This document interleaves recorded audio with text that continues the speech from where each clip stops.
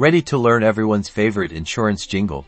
Let's begin. The State Farm Jingle starts with 4 notes on the piano. Find middle C, we're going to play that. Then G above the C next. Find A, which is right above the G finally. Back to G, so the first 4 notes are C, G, G. Play those notes slowly, feeling the rhythm. Now, the next part. We're going to add chords. Remember those first 2 notes C and G. We now going to use those notes to form a C chord. The C chord is played with the note C and G. We're going to strike that chord at the same time as the C note from the first part of the jingle.